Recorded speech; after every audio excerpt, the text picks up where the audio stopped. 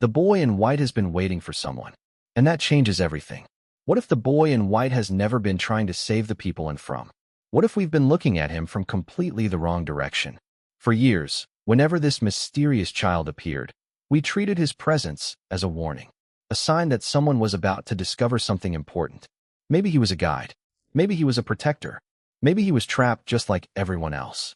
But there is one possibility that becomes more disturbing the longer you think about it. What if the boy in white isn't waiting for someone to rescue him? What if he's waiting for someone to arrive? One specific person. And if that person is already inside the town, then some of the biggest moments we've seen in From may have been leading toward a meeting that hasn't happened yet. Because the strangest thing about the boy in white isn't simply that he appears. It's when he appears. He never stays very long. He rarely explains anything. He doesn't behave like a normal child. He doesn't panic. He doesn't seem confused. Instead, he watches. He points. He leads people towards certain discoveries. And then he disappears before anyone can ask the questions that actually matter. That should tell us something. If the boy in white truly wanted everyone to escape, why wouldn't he simply show them the way? Why give them clues instead of answers? Why allow people to suffer while he watches from a distance?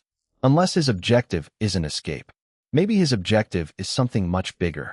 Maybe he is waiting for the one person who can finally understand what this place really is. And that brings us directly to Victor.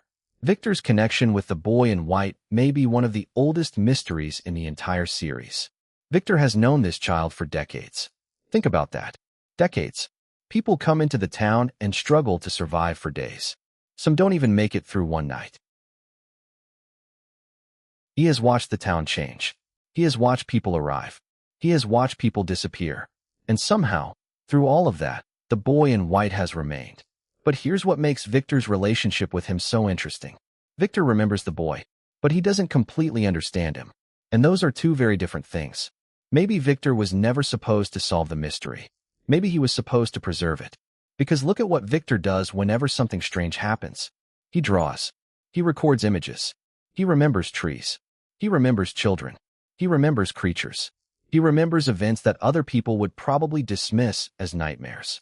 At first, those drawings seem like the memories of a traumatized survivor. But what if they're actually something much more important? What if Victor has unknowingly been creating an archive of the town? A living record of everything that happened before the current group arrived. Because there's something very strange about the way memory works in From. People forget.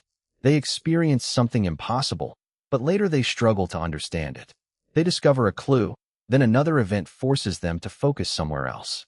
The town constantly overwhelms people with new mysteries before they can solve the old ones. But Victor keeps the fragments. He keeps drawing. He keeps remembering. And perhaps that is exactly why he survived.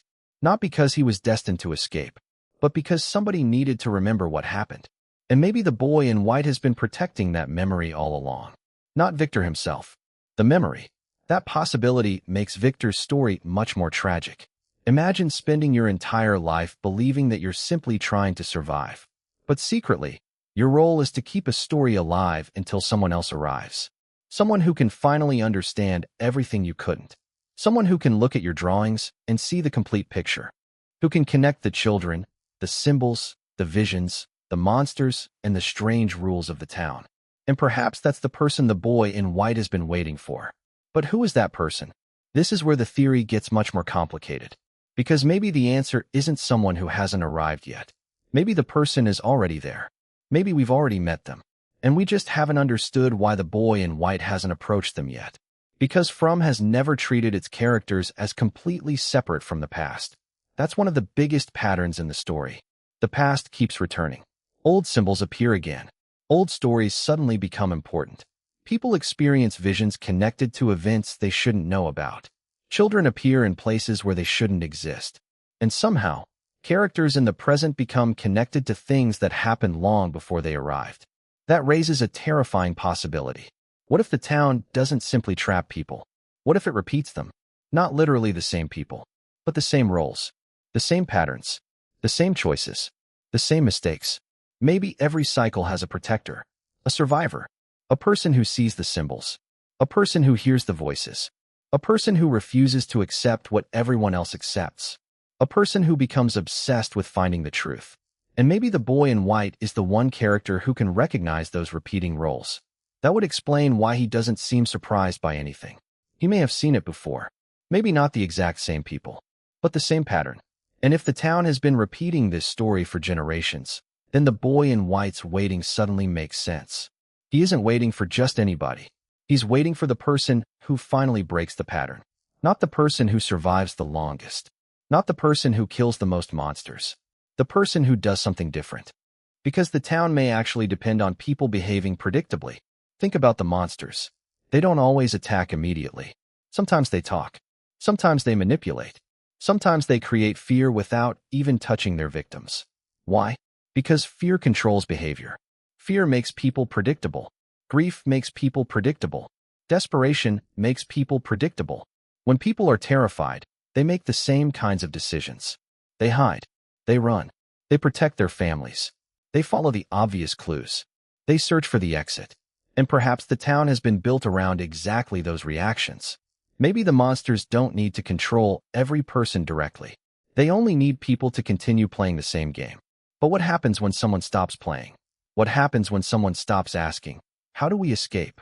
and starts asking, "Why does this place need us?" That question could destroy everything. Because escaping the town and ending the town might be two completely different things. Imagine they finally find a way out. They leave. They survive. But what if the town remains? What if another group eventually arrives? Another family. Another traveler. Another person who sees the same visions. Another person who hears the same voices. Then the cycle simply continues. Another group becomes trapped. Another group searches for an escape.